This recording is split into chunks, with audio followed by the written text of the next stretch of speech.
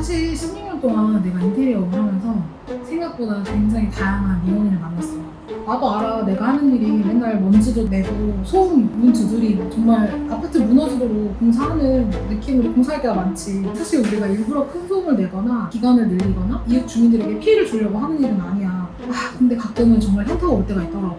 내가 정말 남에게 너무 피해를 주는 일을 하고 있구나 라는 생각도 많이 들었어.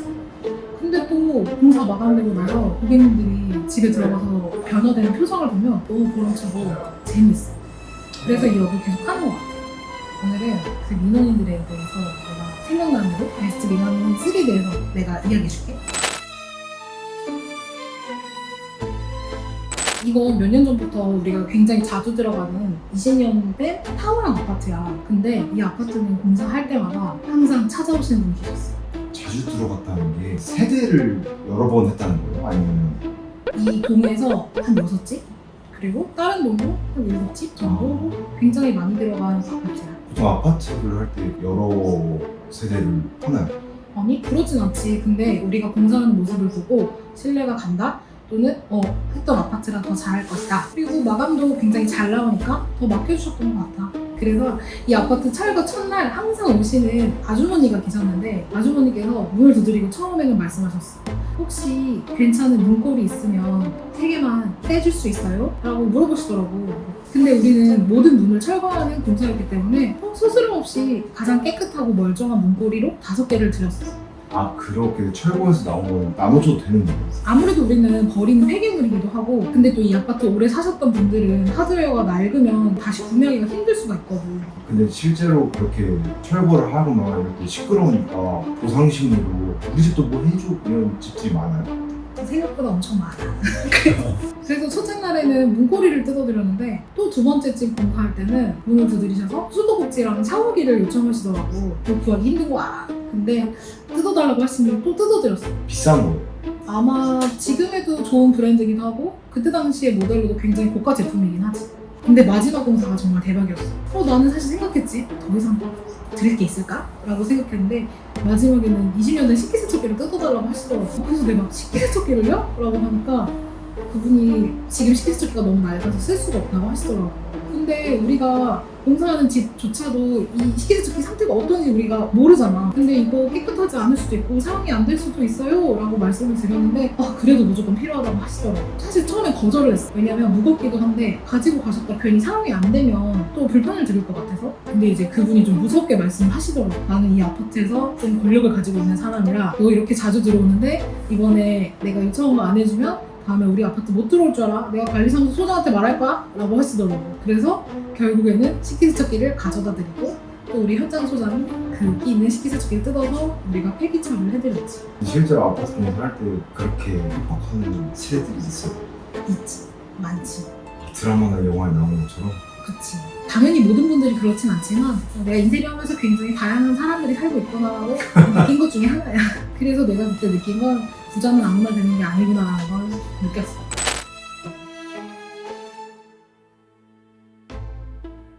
베스트 2 현장은 3년 전쯤이었어. 마감 직전의 현장이었는데 마감 직전이기 때문에 사실 거의 모든 소음이나 분진 공사는 끝났다고 보면 되거든? 도배를 하고 현장 천천히 보면서 우리 고객님이랑 아파트 투어를 했어. 고객님 굉장히 만족해 하셨고 나도 기분 좋게 마감을 하겠구나 라고 생각을 했지. 근데 관리사무소에서 전화가 온 거야. 우리 현장으로 인해서 파손된 게 있다고 신고가 들어왔다는 거야. 그래서 너무 놀라서 거기가 어디냐고 제가 찾아가서 어떤 부분이 파손됐는지 한번 얘기 들어보겠다고 하고 찾아갔어. 그 집은 바로 우리가 공사했던 바로 윗집이었어. 그래서 윗집에 이제 현장 소장님이랑 나랑 가서 저희 공사로 인해 어떤 게 파손이 되었을까요? 라고 물었지. 근데 그 고객님이 지난주에 쩍 하는 소리와 함께 화장실 타일이 실금으로 화장실 타일이 다 금이 갔다고 말씀을 하시더라고요. 그래서 난 사실 이게 너무 신기했어. 밑에 집 같은 경우는 우리가 화장실 바닥 철거를 할 때 사실 소음도 크고 진동도 있기 때문에 그럴 수 있다고 생각을 했는데 윗집에서 그것도 쩍 하는 소리가 도배 시공 때 나기는 사실 쉽지 않거든? 나는 너무 이상해서 그분한테 혹시 제가 지난주에 다른 공사가 있었는지나 아니면 이 아파트 근처에 다른 공사가 있었는지 한 번 물어보고 다시 오겠다라고 말씀드렸지. 근데 다짜고짜 화를 내시는 거야. 그럼 자기가 거짓말을 하냐. 이거 당연히 밑에 집에서 공사하면서 쩍하는 소리와 함께 갈라졌다라고 하시더라고.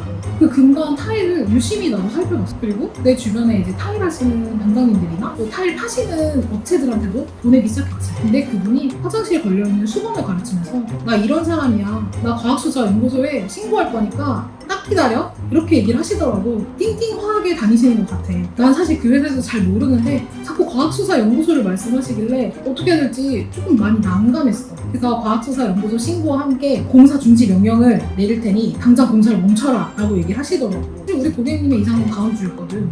난 고객님 이사는 늦출 수가 없고 그래서 똑같이 말씀을 드렸어. 저도 그럼 과학수사연구소에 신고를 할게요. 그리고 저는 영업 손해배상으로 청구하겠습니다 라고 말씀을 드렸지. 그랬더니 더 화를 내시더라고. 그 타일 사진을 보고 타일을 자세히 보니까 타일 근처에 이미 실리콘이랑 테이프가 덕지덕지 붙었던 흔적이 고스란히 남아있는 거야. 그래서 그때부터 같이 있던 현장 소장한테 야 영상 찍어 한 다음에 내가 손톱을 긁기 시작했어. 손톱 위에는 정말 오래된 실리콘과 테이프 자국이 똥으로 남더라고. 그래서 이거 증거물로 가져가서 조사시킬 테니 같이 기다리시죠 라고 말씀을 드렸지. 그리고 나서 그분은 사실 세입자였던 거야. 난 몰랐어. 너무 집주인처럼 얘기를 하셔가지고. 세입자였어? 세입자였어. 그래서 집주인분이 안 그래도 우리 세입자가 작년부터 타일을 깨먹어서 이걸 어떻게 보조하냐고 했더니 이제 우리 보고 부탁을 하라고 연락이 왔더라고. 그래서 과학수사연구소가 굉장히 먼 이름같이 느껴졌는데 이 집 공사를 하면서 굉장히 자주 언급됐던 현장이었던 것 같아. 그러면 이게 윗집이나 아랫집에서 무슨 공사 중단 명령까지 내리는 경우도 있어요? 아무래도 입주민 피해가 너무 클 경우에 공사를 멈추거나 그 민원인이 원하는 시간을 피해서 공사하라는 이야기를 듣고는 해. 진짜 막 금가거나 부서지거나 이래가지고 멈추는 경우 진짜 극히 드물죠. 우리는 아직까지 없긴 했는데 가끔 타업체에서는 특정 아파트 참가할 때 밑에 집에 꼭 파손이 되는 경우가 있더라고. 근데 그 집뿐만 아니라 좀 많은 세대가 그런 걸 보아서는 약간 건축을 할 때 뭔가 잘못 잡히지 않았나라는 생각을 했고, 그리고 실제로도 우리가 자주 들어가는 아파트 화장실 쪽에 항상 타일이 깨져 있는 아파트가 있어. 그러면 난 항상 그걸 찍어놓거든. 금가 있는 위치가 굉장히 동일한 곳이 있기 때문에 그런 걸 항상 체크하고 해.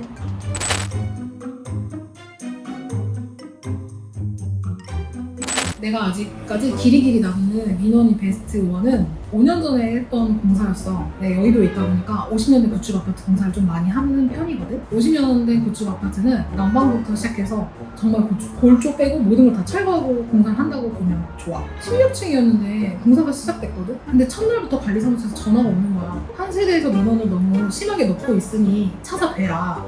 몇 층이에요? 라고 여쭤봤지. 근데 관리사무소에서 이것까지는 알려줄 수 없으니 주변 세대 단돌이를 잘 해라라고 말씀하시더라고. 그렇게 하루에 3통의 전화를 받았어. 첫날부터? 첫날부터. 그리고 둘째 날도 마찬가지였어. 둘째 날도 30분 지났는데 또 민원 전화를 받으셨다고 공사 잠깐 정지했으면 좋겠다라고 하시더라고. 또 멈추고 또 다시요. 우리가 난방 공사를 할 때 보통 3일 동안 가장 시끄럽다고 보면 돼. 그리고 3일 동안 최대한 시끄러운 공사를 몰아서 하려고 계획한다고 보면 좋을 것 같아요. 셋째 날도 또 전화가 오는 거야. 이번엔 심각하다. 이번엔 그 집에 벽지가 찢어졌다. 그래서 그 세대에서 우리 보고 벽지 시공을 해줬으면 좋겠다라고 얘기를 하신다는 거야. 진동 때문에? 진동 때문에. 그래서 사실 우리가 철거하는 게 굉장한 소음과 진동을 일으키는 걸 알아서 몇 층인지 알려주시면 제가 찾아뵙겠다고 했지. 근데 또 관리사무소에서 안 알려주시는 거야. 그래서 나는 그때 진짜 이 집을 찾아야겠다라는 생각으로 슈퍼에 가서 두루마리 휴지를 바리바리 사서 집집마다 돌았어. 우리가 공사하는 집이 16층이잖아. 15층, 14층, 그 밑에 층도 계속 눌렀지, 초인종으로. 근데 대부분 이제 낮 시간에 집에 계신 분들이 많이 없어서 돌고 돌아도 어떤 세대인지를 모르겠는 거야. 그리고 또 관리사무소 전화가 와. 벽지 어떻게 해줄 거야? 돈을 와중에. 그래서 이건 나도 도저히 못 찾겠다. 아파트 앞에 그냥 주저앉아 있는데 어떤 분이 지나가시면서 나를 째려보시더라고. 그래서 내가 쫓아가면서 혹시 벽지 찢어진 집이실까요? 라고 여쭤봤지. 근데 그분이 갑자기 화를 내면서 맞아요. 저희 집 벽지 당신 때문에 찢어졌어요. 벽지 시공 다시 해주세요. 이러시더라고. 그래서 찾아간 곳이 바로 1층 집이었어. 그래서 나는 저희 16층 공사 중인데 1층 집에서 벽지가 저희 때문에 찢어졌나요? 계속 맞다고 하시더라고. 그분은 관리사무소의 힌트로는 좀 유명한 민원인이라고 하시더라고. 아파트 공사 들어갈 때마다 관리사무소도 너무 힘들어하는 민원인이어서 그냥 벽지 시공 다 해드렸어. 대리님 그냥 해주신 거예요? 그치, 그래야 내가 한 달 반 동안 공사를 진행을 할 수 있고 또 민원도 좀 덜 넣으실 것 같아서 그렇게 할 수밖에 없었어. 나는 10년쯤 공사하면서 1층집에서 그렇게 심한 민원이 들어올 줄은 몰랐어. 그래서 내가 민원인을 찾으러 다녔는데 1층일 줄은 상상도 못했어, 정말. 공사 한 번 할 때 이건 민원이 어떤 공사도 있나요? 생각보다 요즘에는 많아진 것 같아. 아니면 그런 것도 있었어요. 약간 훈훈한 민원은 공사 마무리 잘 되고 밑에 집에 할머니를 만났는데 내가 소음이 너무 컸으니까 만나자마자 너무 죄송하다고 그동안 2달 동안 너무 고생하셨죠? 라고 하니까 그분이 그냥 나 딱 보시면서 그동안 너무 고생했다고 그리고 만족스러운 집 만들었어요? 라고 하시는 말이 사실 난 되게 별말 안 해도 굉장히 뭉클한데 그러니까 보통 이웃 주민분들이 이제 나한테 차갑고 냉담한 반응이신 분들이 대부분인데 이제 그분이 오히려 역으로 만족스럽게 나왔어요? 라고 하시더라고요. 우리가 주거공사 전문이다 보니까 아무래도 우리가 공사하는 기간에 주변 입주민분들이 많이 힘드실 거야. 근데 우리가 공사를 일부러 늘리거나 소음을 더 내지는 않아. 그래서 최대한 분진과 소음 관리를 철저히 하게 할 테니 조금만 참아줘, 민호. 너무 힘들어. 근데 또 가끔은 우리가 공사하는 모습 보고 옆집이나 아랫집에서 커피도 갖다 주시고 고생이 많다, 예쁜 결과물 만들어라고 응원해주시는 이웃분들도 많아요. 오늘은 제가 겪었던 민호님의 이야기해봤어요. 사실 인테리어 하면서 굉장히 힘들기도 하지만 재미난 일도 더 많거든요. 그래서 다음 컨텐츠는 조금 더 재밌고 유익한 컨텐츠로 찾아뵙겠습니다. 감사합니다.